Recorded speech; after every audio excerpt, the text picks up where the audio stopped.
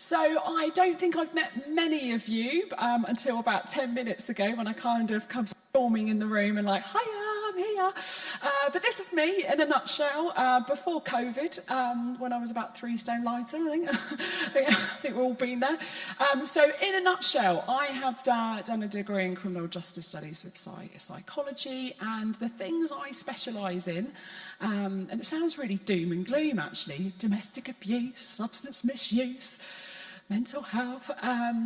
It does sound a bit doom and gloom, but I always try my best to keep things uplifted, as you can probably tell, and positive, and I'm big into prevention as well. CBT, does anyone know what CBT stands for? Yeah, got it, love that. Cognitive behavioural therapy, I've had it on a personal note. I think it's amazing. I think some of it can be linked to today as well. So growing up, I got brought up with a broken family, who always told me that I would never even have a job, let alone my own business. And procrastination-wise, it was like never getting anything done. And I don't know why, but I was always like a little bit different as a kid. And actually, funny little story about fundraising. On my way here, I was thinking, when have I fundraised? And I remember my parents not being able to afford like a school trip. And so I bought a load of those bands. Do you remember the bands you could have when you were younger? I won't say what they were called because they were a bit of a naughty word, but yeah, they were called an interesting band, and I bought loads in bulk. I'd saved loads of money. I bought them in bulk, and then I sold them for a profit at school. I think I was 10, by the way. I wasn't like 15. and I fundraised some money to go on this school trip, and I think that's pretty awesome. So it's amazing what you can do when you put your mind to it, basically. And as you can see probably on some of your tables, I've left you a few little cards. So there's some cards about stress. Because if you're stressed and burnt out, you're definitely not going to have the energy to fundraise. And also about happiness as well, because the more you feel good, the more you'll be motivated. And it all links to emotions and stuff like that we'll be covering today. So that is me in a nutshell. What we will be covering today is why we procrastinate. So what is procrastination first? What does that word mean? Anyone want to have a guess?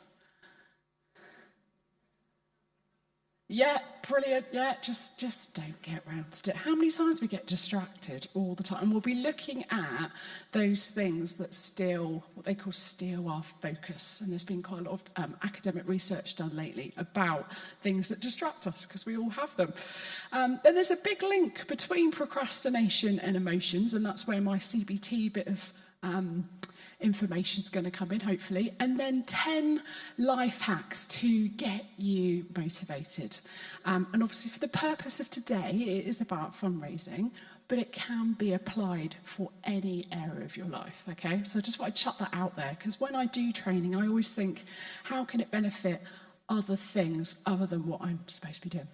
So it can do a lot of things. So let's have a look at procrastination. So I've asked you what it is. Absolutely. Putting it off, delaying it. So here's some reasons why we procrastinate. So let's have a little look at some of the examples. So underestimating how much it's going to take, or the opposite.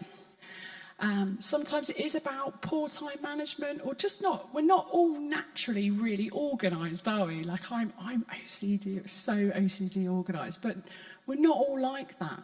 It might be that we're just a bit confused and we don't know what the hell's going on, don't know what's going on, might be bored, lack of interest, not motivated to do it in general. So there's quite a few examples up there. Can anyone think of any others? Because I was a bit like, can I think of any more? Yeah. Oh, yeah, like that. That is a really, really good example. And I think overwhelm is a real key word that I personally hear of all the time at the moment, not just in fundraising, but in the charity sector, people burn out. And sometimes when you're overwhelmed, it's like, I don't want to deal with it because I just don't really know where to start. I'm personally doing a lot of work at the moment around cost of living, and I'm doing lots of work and helping people sort their finances out. And so many people are getting into more debt and stress. And one of the reasons is overwhelm. They just don't know where to start. So that's why they're not dealing with it. So brilliant, brilliant example. So I don't know if you can see this, you might be able to see it. So here's a few examples, but I have left some missing letters out just to get you thinking about what kind of things do steal our focus, or what kind of things distract us. Can anyone think of any examples up there? Facebook, yeah. Definitely. Hands up if you have social media, by the way. So Facebook, Instagram, Twitter, that kind of TikTok, no. I don't have TikTok, by the way. People always think I have. It's like, no, and I've never been on it. So yes, social media is, it's amazing. And I have put down here, and we won't look at them today just because of time, but there are some links down there. And they're links to do with something called The Social Dilemma that's on Netflix. Has anyone heard of Social Dilemma or watched it? It's very interesting. So it's a documentary that thinks about an hour and a half long, and people from Twitter and Facebook, etc., are interviewed about the techniques that they use to draw you in. And it's called something to do with like social engineering. So there are people that are out there behind the scenes trying to get you to keep picking up your phone, basically. It's quite shocking, but in a good way, and I would really encourage you to watch it. So it's called The Social Dilemma. And if you've got kids or work with children, get them to watch it as well. It really makes you like your eyes wide open, like, wow, I didn't realise how manipulative it could be, okay? So social media absolutely is probably one of the biggest ones. And then what else have we got up there? Anyone else can have a guess? Multitasking. And it's really interesting when I did a lot of research. So for this presentation, I first delivered it to some PR firms in London. And I hadn't done it before, so I thought, oh, they're like my little guinea pigs. And it went down really, really well. And they said, there's lots of research about multitasking. So, of course, I'm like researching like mad what they mean. And multitasking, I have been always an advocate for it. So I really struggle to think about one thing at a time. Tons and tons of academic research around at the moment to say actually it's not a good thing, actually. You shouldn't really. And then I don't mean like listen to a bit of background music whilst emailing. I mean literally doing 2-3 tasks at the same time. It's much better, much more productive to do one task at a time. And we will look into some of the techniques how we could do that in a minute, okay? So multitasking, and then we've got 2 more up there. Feel free to add any others. Any other things up there that you can think of? I know. Bet you're all like, God, I didn't realise I'd have to use my brain after all that food. So we've got mobile phones, which is pretty much when someone said about Facebook earlier. Which it doesn't have to be social media, it could be anything, pinging up on our phones. And the other one is just something I thought I'd put in just because I'm reading a book at the moment called The Chimp Paradox. Has anyone read that book, Chimp Paradox? It's very good, right? It's very interesting. So the other one up there is called Brain Chemistry. Now, what happens, right, something I've learned recently, because I'm really getting into learning about the brain. So I'm a real big fan of, like, kindness, mindfulness, gratitude. I love it, right? I love it. Loads of research again to say it can make you feel really good, mood booster and all that sort of stuff. But a lot of people will say to me, you sound like a wishy-washy, happy fairy, where's the evidence? There's always people that are like, where's the evidence, the science behind it? So I thought I'm going to start reading more about what happens to the brain when we are more grateful, kindness and stuff like that. And it actually does make some things to the brain. So in terms of procrastination, when we are putting off stuff or how we react to stuff, it's often by emotion. So the limbic part of our brain, okay, which is roughly in the middle, is often known as our chimp, okay? So the chimp paradox is about our limbic system. And we act on emotion and we act very quickly. So if we're like, I don't know, working at our desk on a Friday afternoon, we may want to just literally do something that's a bit more instantaneous and rewarding. We're not going to think of the long-term sort of long game. We won't be thinking of that long-term aim. So the chimp is 10 times stronger and faster than the frontal cortex, which is where we're a bit more logical, rational, where we're thinking, well, actually, if I do that job now, it means that on Monday when I come back to the office, I haven't got to do it. We're more likely to act on emotion and instant reward, which I expect we all kind of know that already, don't we? So often procrastination is about that kind of emotion and what's happening in the brain. We can't help it. It's a normal reaction. So another thing about procrastination is often people will say, well, is it a time management thing or is it emotional? Okay. I argue it's both. I just don't think I think we can learn lots of really good time management organisational tips. I think that's really important. We can do that. But we're not all naturally super organised, you know. Sometimes it's just not in you to be really organised, okay? But you can learn stuff. Does anyone think of any emotions that can cause procrastination? Overwhelm again? Yeah, brilliant. So overwhelm again, key theme running at the moment, I think, isn't it, about overwhelm and anxiety. Anything else? Was that anxiety, did you say? Yeah, 100%, yeah. Like fear is another one. Like, you know, I always often, when I have to do some fundraising stuff for me is trying to generate work in, I just sometimes think, well, it's a lot of work and it's not guaranteed. That's a bit of a harsh thing to probably say, but often we do. We have to do a lot of things sometimes. We think, well, it might not even work, you know? So, yeah, so the impact of these emotions is often we put it off, which is basically what we're talking about today. It's about that procrastination where if you're scared, if you're fearful of something, then you think, well, then I don't know if I can be bothered, basically, okay? And that's where, I don't know if any of you have ever studied cognitive behavioural therapy. It's about really being aware of those kind of thoughts and feelings that you have, recognising them, and letting yourself be kind to yourself, obviously, because we're allowed to feel a bit scared and overwhelmed. That's completely normal. But to maybe have a little word with yourself and say, actually, I can do it. I have done it before. Okay, so cognitive behavioural therapy type stuff, the mind over matter is really, really, really key. So let's look at those 10 life hacks, which hopefully you'll be able to use for all sorts of your life as well as work. So 10 life hacks to get your focus back. So let's have a little look at the first one then. So number one is to recognise that you're doing it. So it's basically about mindfulness. Does anyone, just a little show of hands, does anyone actually practice mindfulness? Anyone practice it at all? So does anyone know what it is? Let's go for that one as well. Anyone want to say what it is?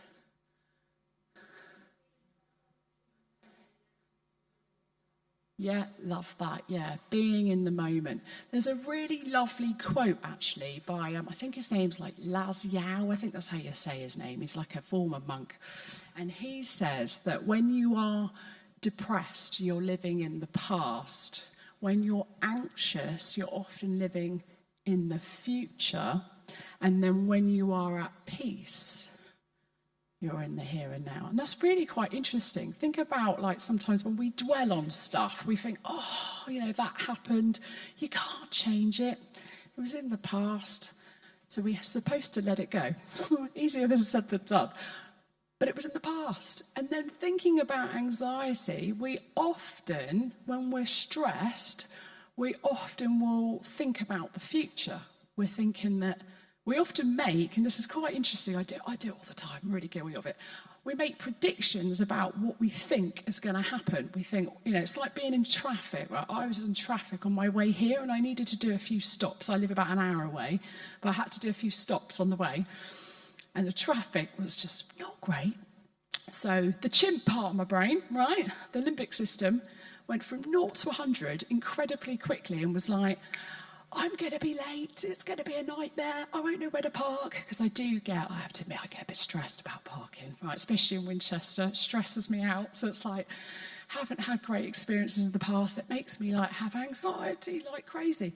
So I make a prediction. But what's really interesting is, so when you have that overwhelm and anxiety about maybe a fundraising piece of work you're doing, think about what you are predicting.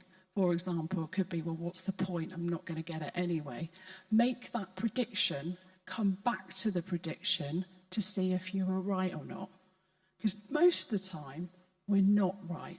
Because our mind likes to go on to the default negative setting, because that's the way we're wired. It's wired to protect us, for survival. It's not wired to make us always grow. Okay, so it's just a really interesting tip. So trying to be more in the moment. People always say to me, life goes so quick. People are on autopilot. But actually, if you do like a purposeful pause a few times a day, things really slow down. So a really good tip for being more mindful at work is something called the 5-4-3-2-1 technique. Does anyone, hands up if anyone's heard of it? Anyone heard of it? You heard of it? So I learnt about it during COVID. I often on social media, I try and follow really cool people to keep my mindset good. Because if I'm around negativity, and you'll all find this, if you're around what I call drains, or mood hoovers, I sometimes call them, right? When I'm around people like that, I feel knackered. Right? So we've got to try and surround ourselves by nice hot radiators. Or people like lift you, right? So I know it's harder than easier said than done sometimes. But trying to do that is like really, really key. Trying to be around people that are going to lift you, basically, is super important. So benefits of the 5-4-3-2-1, I'm trying to think what they are. So they're the senses. So it's called a grounding technique. And what you've got to do is you literally will have like a 2-minute pause during your day. And it's a really good way to check in on yourself. A lot of you were saying that you feel overwhelmed. Sometimes that technique can help you before you get to the overwhelmed state. So the 5-4-3-2-1 is literally saying, right, what can I see? Like name a few things that you can see. Name some stuff that you can feel, touch, smell, all your senses. And just do it a few times a day. It's really important. I expect not many of you do this, but it's really important to do a little check-in on yourself. Not just with your mind, but your body. And that's why mindfulness is so good, because it'll be like, say your heart rate's a bit higher than normal. You wear a Fitbit or something similar, and you notice your heart rate is a bit higher. It's probably because you're feeling overwhelmed or stressed about something. It might not be about fundraising, it could be about anything. But if that's happening, for example, it's a really good, right, let's just go and walk around the block for 5 minutes and get some fresh air. So mindfulness is really, really key as a way of just checking in on yourself. 9 times out of 10, people, when they burn out, it's because they don't check in on themselves. They ignore what we call the warning signs of burnout and stress because they've got too much going on. But if any of you have had burnout, once you're in burnout, it's very hard to get out. So we need to avoid it, okay? So mindfulness is a great tip. Lots of evidence about it as well. So number 2 is a more practical tip, okay? So some of these tips are sort of life coaching tips, some of them are well-being tips, and then some are like practical stuff. So this one, and I expect you've all heard of SMART goals. So I expect you, and actually I think the acronym changes sometimes as well. Could I just get a little show of hands if you've heard of SMART? Yeah, do any of you do it? Because I only do it now and again, I'll be really honest. Does anyone do it? So let's see what SMART stands for. And I don't think I've put it up there, have I? Oop. So SMART is the acronym. So what would the S stand for? Can anyone remember? I know I'm testing you now. Specific, yeah. So making your goal specific. And before I forget, I've got a really good handout on this that I've just created a couple of days ago. So if you ever want a handout on SMART, ping me an email and I'll email it to you, okay? Because it might be that, I mean, there's probably stuff online as well. So goals need to be smart. And then what's the M? Measurable, yeah, excellent, well done. And I'm testing your brain today, aren't I? Okay, A? Yeah, achievable, yeah. Brilliant. I can see some of you at the back who said it as well. So achievable, it needs to be, you know, it can't be like off the chart. It has to be, you know, you've attainable, you know, or achievable. And then R, which is pretty similar. Yeah, realistic, which is pretty much the same, isn't it? And then the T, yeah, timely, yeah. So it can't be like, you know, like my mum said to me yesterday, I've booked a cruise for next summer. I want to lose 3 stone by next summer. And I was like, right, okay. I was like, you might need to break down that goal a little bit more, mother. Have you heard of SMART goals? She's like, what are you talking about? But I think she needs to know about it. So breaking it down into small chunks. Often when we are overwhelmed, it can be, and a big reason for this is because the task is too massive. So it's a bit like if you think about a marathon, right? You don't just go run a marathon the next day. You know, there are certain things you have to do to even start running. You know, you've got to do a bit of prep work and maybe look into running clubs and get the right gear. You know, it's not just rock up. So there's always things to be done. So it's always about breaking things into more sort of manageable chunks. Number 3 is a really simple tip, and it's something I do all the time. And it's about putting your phone on aeroplane mode. Does anyone do it out of interest? Put their phone on aeroplane mode? Just out of interest. A few of you? Do you know where it is on your phone? Because so it's designed originally, isn't it, for when you are on a plane. However, it's got a couple of decent sort of functions, really. Does anyone know what it's helpful for? Not being interrupted, yes. You can still, you know, look around your phone, but your internet won't work, and you won't get any notifications, basically. So for me, I am very particular about my sleep. So there's certain things I prioritise for my own sanity, right? Sleep is like up there. And so what I do about 8 o'clock at night is I'll put my phone on aeroplane mode. Because I don't want notifications to be coming through at 9, 10 o'clock, because I feel like I have to answer them, even though I shouldn't feel like that, but I do. So if I don't in the morning, I'll be like, oh, I haven't answered it. And I just like to get everything done and dusted every evening, if I can. So yeah, aeroplane mode, brilliant for like disabling all those notifications. There is one other really good benefit. Does anyone else know what that might be? It's more of a practical thing than anything. And it's just about battery. So your battery life lasts a lot longer. And also if you charge your phone up during aeroplane mode, it charges quicker as well. So it's just a good little tip. So it's very good thinking about right at the beginning of this session, I said to you, what is our main distractions? And I think the first answer, was Facebook or something, wasn't it? So stopping those notifications coming in. You can also disable apps as well for a weekend. So I often do that with like LinkedIn and stuff like that, because otherwise I just have so much work stuff coming in. Because I think everyone's working at the weekend. And then you feel bad, and you don't want to feel bad. So nice little tip. And then the next one is something that's used a lot at universities, but you can certainly use it during work as well, during fundraising. And it's called the Pomodoro effect. Give me a little show of hands if you've ever heard of it. Anyone heard of it? I only learnt about this, not actually during university, because I was there like 20 odd years ago, but it was something that I learnt a few years ago. So I can't even say his name, so I won't ask. I won't say what his name is. So you have to basically pick your task.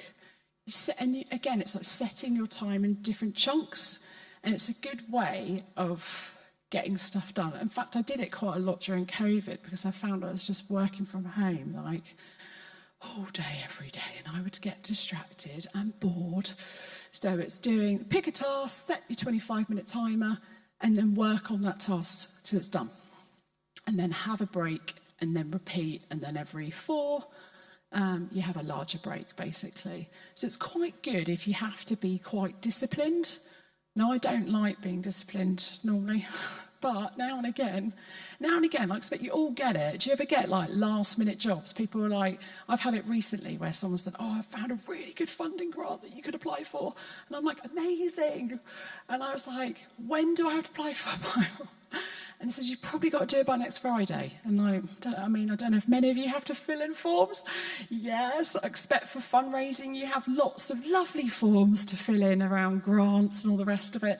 They don't take 5 minutes, do they? And I don't know about you, but I have to really concentrate because there's so many words. I'm more of a visual person. In fact, most people are visual people. I would love to see the future of kind of complicated forms to be a bit more visual and not so wordy, but I'm not sure if that happens. It's a good one to do if you've got something to do quite quickly, okay, and you need to crack on. And then another tip, which is quite similar, which is about swallowing a frog, which is sounds interesting. Has anyone heard of that phrase before, by the way?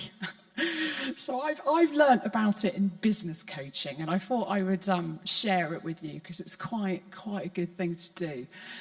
So swallowing your daily frog. So it's basically picking the task that you are really putting off and getting it done and dusted first thing. Now, I like that theory in general.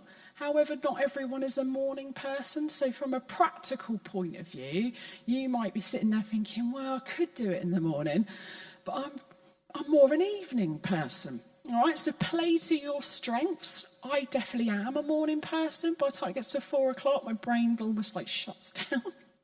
I'm much better in the morning, but you might not be, okay? Again, lots of research to say if you swallow that frog, get it done in the morning, you often know, and I have done it many times myself, I do practice what I preach most of the time. And I do say I do this quite a lot. And when I've done it, I'm like, it normally isn't as bad as I thought it was. And it then motivates me to get cracking and do more stuff. Okay, so tip number 5 is swallow a frog. And then number 6, which is, again, this is something I've learned in business, is about accountability. Just again, show of hands if you've heard of that phrase, accountability or accountability partner. Does anyone know how it works? What it means? And I will give you time to chat on your little tables in a minute in case you're flagging a little bit, just in case you're wondering. Anyone heard of accountability, what it is? Don't worry if you haven't. It's a really good, easy tip, okay? So accountability is basically having like a sort of like a working buddy that checks in on you. It could be your manager, but I encourage it not to be your manager. Otherwise, you'll feel like it's not enjoyable. So for me, during COVID, I joined like a business growth program, and I got partnered up with a lady that she actually ran a cupcake business, actually, which is completely different from me. But we would meet every Monday, and then we would tell each other our goals for the week. And then the following Monday, we would check in, and we would see how we'd done. And I'll tell you what, it was pretty like relentless, but we both got so much done. We really motivated each other, because normally your colleagues, they get what you're doing, and they are a cheerleader for what you do, because they're a cheerleader because you work for the same charity. They're going to want you to get money in for the organisation. So in terms of how it can work, I would encourage people to not do it with their line manager, otherwise it just feels like supervision, and it just doesn't always feel great. And have a check-in with someone. It could be, and I was speaking to someone the other day, she said she meets up, she has lunch with a certain person at work, because they don't go in every day anymore. So this is over in Bournemouth, and this is at Citizens Advice in Bournemouth. I'm doing quite a lot of work with it at the moment. And they said that they only go in on certain days. So like on Wednesdays, they will go in to the office, and at lunchtime, they will always make sure they have like an hour break, and they will have like a walk and talk basically around Bournemouth and have a chat and say, what are you up to this week? How are you getting on? Is there anything I need to remind you about, encourage? And the reason being, and it kind of leads on to the next point, it's about something called a social contract, which is a psychology thing that I've learned. So hands up if you heard of a social contract. It's something that I learned in psychology when I was at university, and it's really clever and it's really easy. And it links to the accountability partner. So you are more likely to do something if you tell people about it. So if you say, for me, like, let me try and think of an example. So I said at the beginning that I'd put on a few stone over lockdown, and I'd lost a bit of it, but during Christmas I thought I'm gonna do some videos on my social media about my goals for the year. So I thought, if I do it, then I am more likely to achieve it. And funnily enough, like, one of them was to get like a shop on my website, because I've been wanting to do it for like forever. Been putting it off, mainly because of time. Haven't really had the time, haven't been able to prioritise it because other things have been more important. So I shouted about it. I said to people, I am going to have a shop by the end of like June on my website. And because I told people, and think about it from a psychology point of view, if you tell people and you don't do it, then you're going to look like a bit of a idiot, aren't you? In the nicest possible way. Or you're going to feel people judge you. So funnily enough, I actually, by the time I posted the video, because I always do my videos in advance, I already had my shop up, which is amazing. I was like, oh my God, it's already actually up. So it's a really good tip. So can anyone think then, so I've put a question up here, who and how could you tell people? Is it team meetings? Like, how could you do it in a practical sense at work? Any ideas? No, cake's kicking in, is it? Yeah, am I gone? So, tell somebody you wouldn't normally tell. Oh, yeah, like that. It's a bit different. Yeah. Putting it out there like that. So telling someone you wouldn't normally tell, which is quite good, because you're just getting outside of your comfort zone a little bit there as well, aren't you? You're also getting a different sort of sense of purpose and opinion there. So that's really good. I hadn't thought about that, but I like it. So thinking about maybe just in a team meeting, or if it's not to do with fundraising, it could be a personal thing. So it might be that you want to give up smoking, lose weight, whatever that behaviour change might be. Put it on your social media. Put it out there for the world to see. The more you tell people, the more you'll get it done. Because if you don't get it done, you feel like an idiot, basically. All right, so it's quite a good tip. So we've got a few more tips left, and then what we're going to do is we're going to give a bit of time to actually do a little activity on the tables as well. Can I just check we've got paper on the tables? Everyone's got paper on the tables? If you haven't, don't worry, we'll get some in a minute. Because I'm aware, so having someone talk at you for a whole hour is quite intense.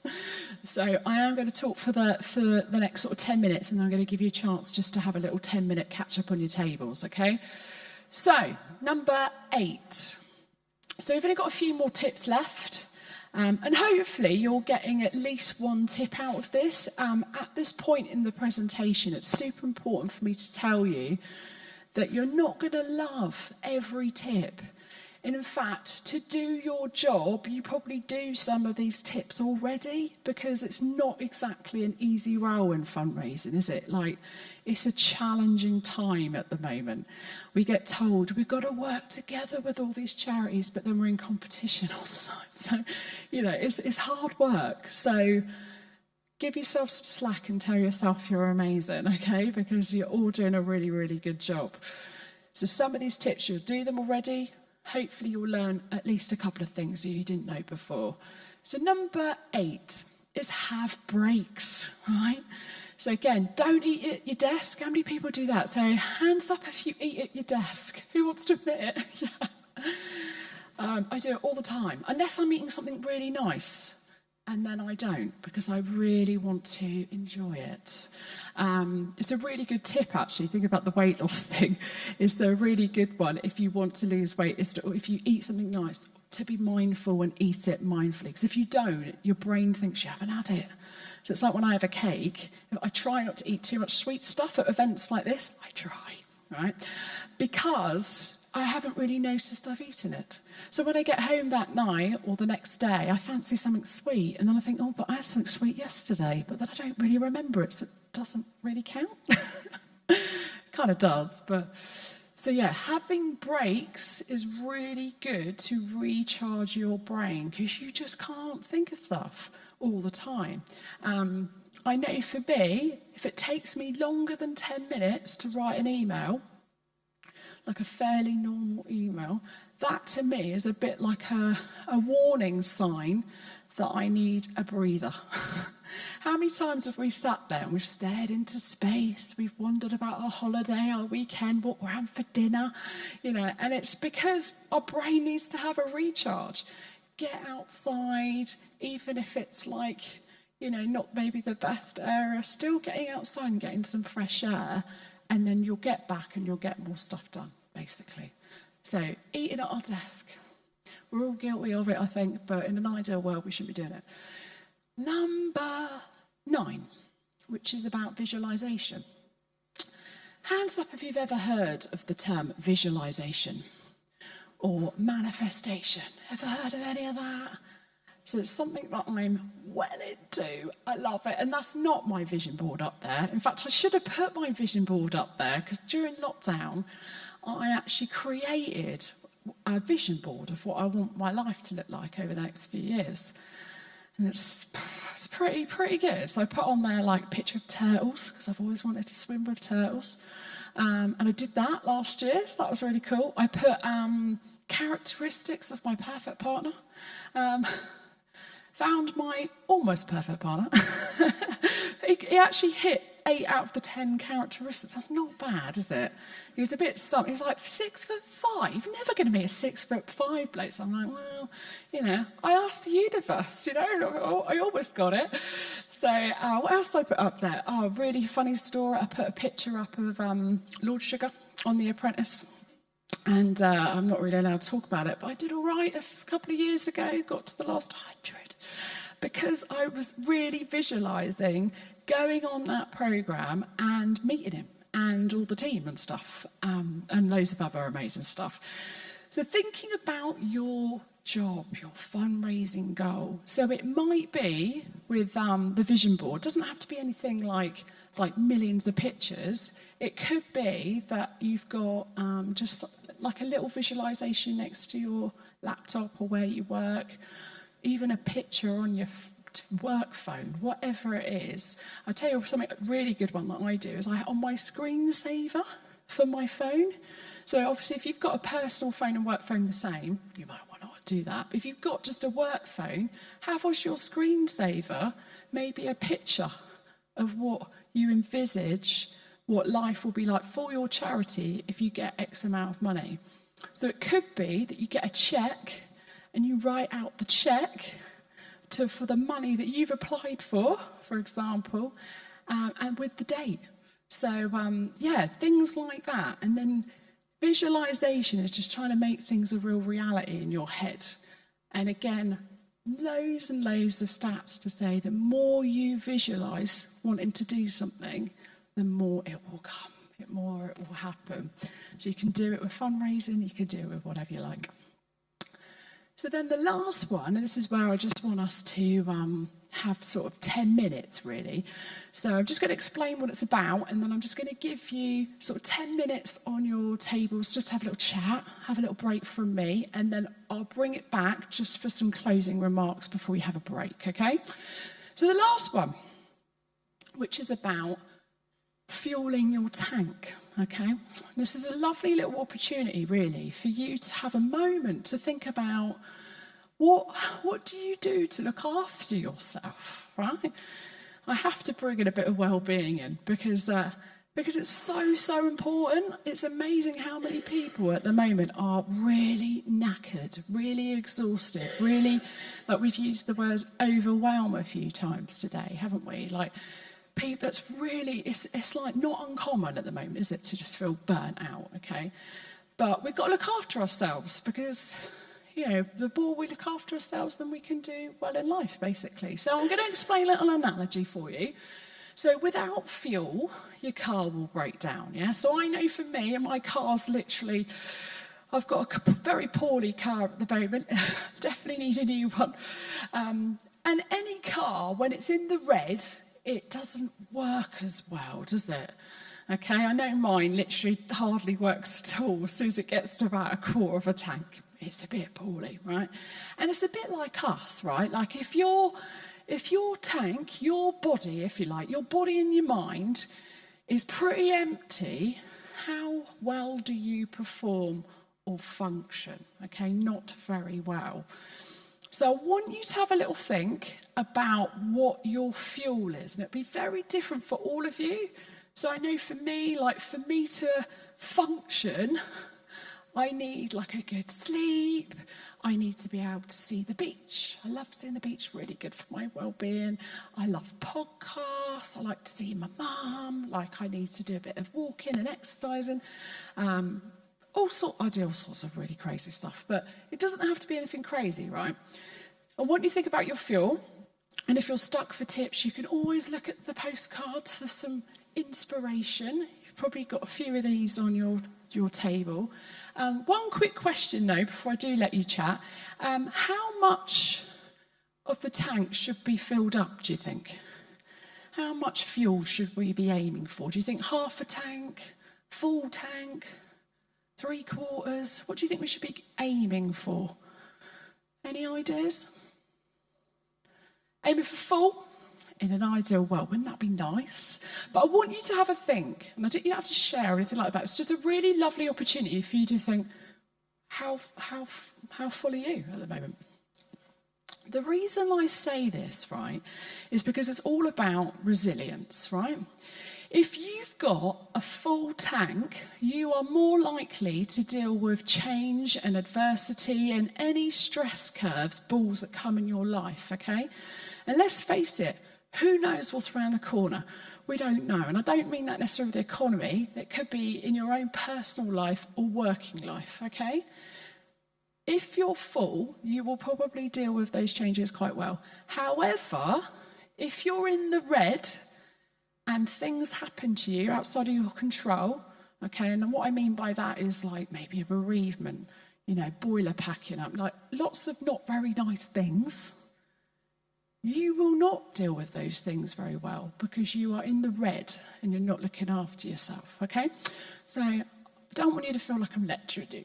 The reason I say it is because I just want you to look after yourselves because we don't look after ourselves enough. So 5-10 minutes, just with the people around you, to have a chat about what is your fuel, and then we'll bring it back for me just to do 2 minutes at the end, okay?